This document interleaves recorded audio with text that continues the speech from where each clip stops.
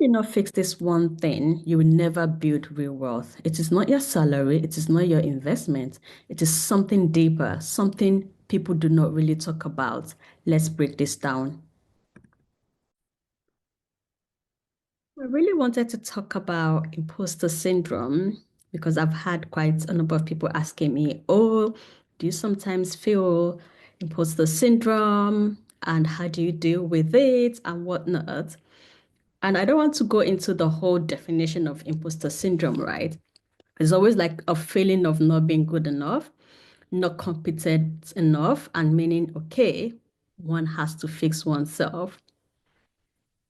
And this also really impacts like how women and also underrepresented groups start to build wealth and when it comes to finances.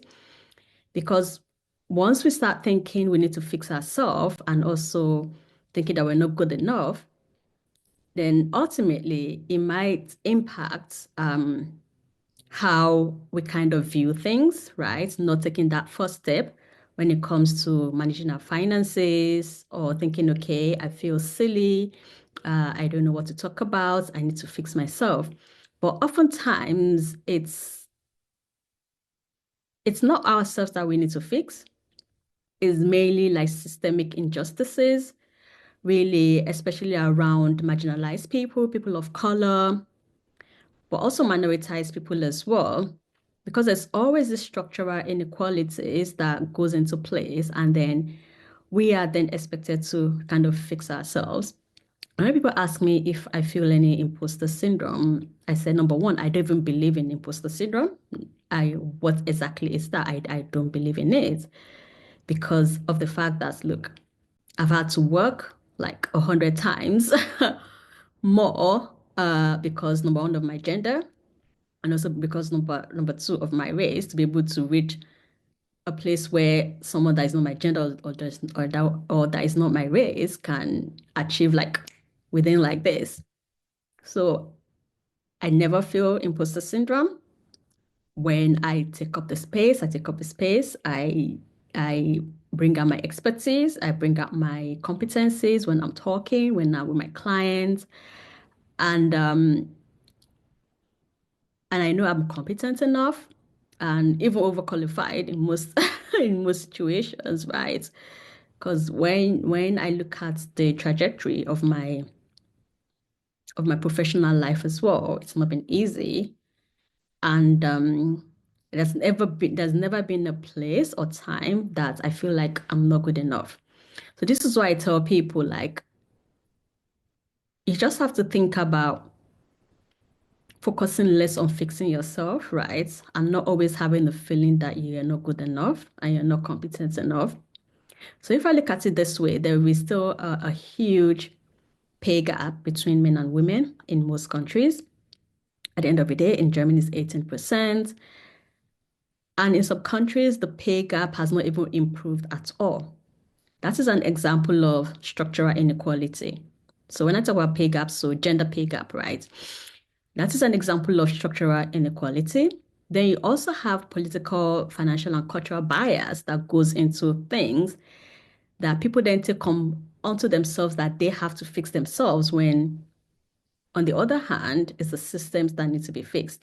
And this goes into finance as well because you can see from finance, like women tend to leave all the investing decision and the financial decision to men because they think they can be better at it and they feel like they're not competent or good enough to look at the finances, especially when it comes to investing, right? And this is where you then see a lot of investing gap and also wealth gap as well. And sometimes there is this feeling of not being good enough to actually take on board and kind of learn how to invest, right? And also when it comes to just understanding the finances as well. And I would say we need to stop this, right? Because it's really, really important to kind of build financial resilience and also financial independency, not to depend on someone else on your finances. And I think most people then take on this imposter syndrome that I can't do this, I'm not competent enough, I'm not good enough, and I need to fix myself to be able to do it. But then once we get away from that thinking and feeling and actually look at the fact that we can take one step at a time to start to invest, start to build wealth, right? Really, really important to get that financial independence. It isn't rocket science if you are able to seek out the right help from experts that will help you to do that instead of just deferring all your financial decisions and all your investing decisions to someone else, right?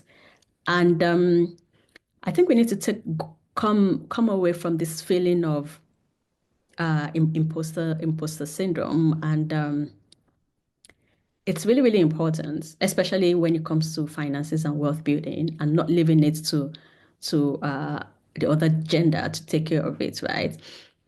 Because, for example, when we look at Germany now, there is the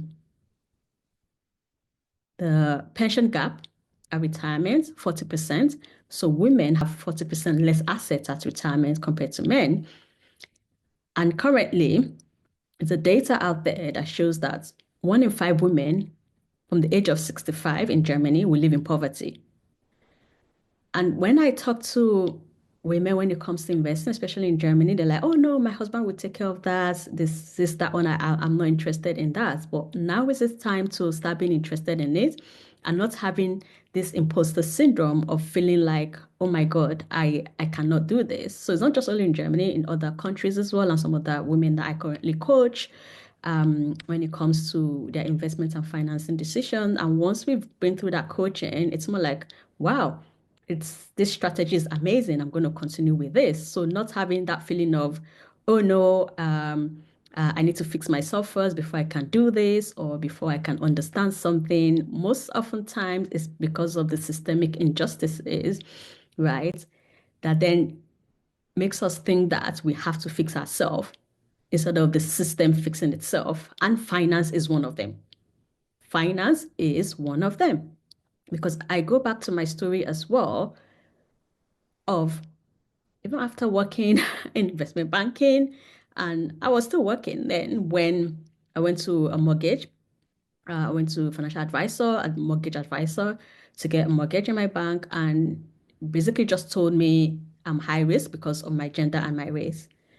And this is often a fact that most often more than enough times, I'm sure lots of people have also experienced this as well, be it the gender wise or be it the race wise. It is whatever it is.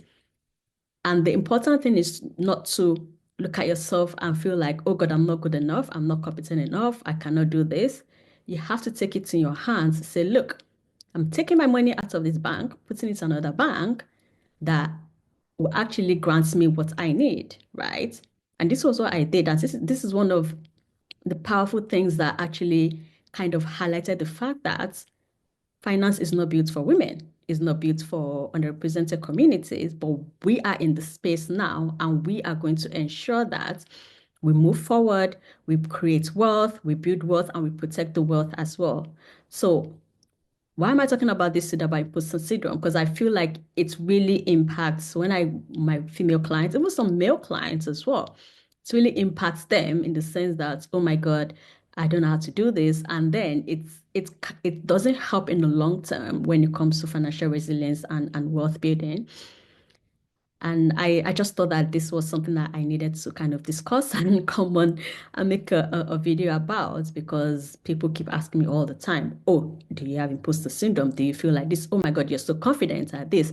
Oh my God, you're so confident, you're so powerful when you're talking about financial literacy, when you talk about wealth building, when you talk about this. Yes, because I've actually been impacted by it, even though I have I was even though I'm in finance, I'm in investing, I'm in wealth management, I was impacted by it by someone telling me I couldn't have something because of their own bias. And this is part of the systemic injustice that is really built in some places. So I didn't have to fix myself. No, I just took my money out of the bank and I want other people to also feel that empowerment. And when it comes to Pace Up Invest, it's all about the financial empowerment for people to know the right questions to ask and have the right tools at their fingertips. And this is what we've kind of built. So I want people to step away from that feeling of imposter syndrome. I mean, I just don't believe in it. And I hope you don't too, and you don't fall into the buckets of thinking, oh my God, I'm so scared, I'm not good enough. Just be you. You do not need to fix yourself. Most often times, it's the structural inequalities that makes you feel like you need to fix yourself. I hope that I've been able to pass across valuable information.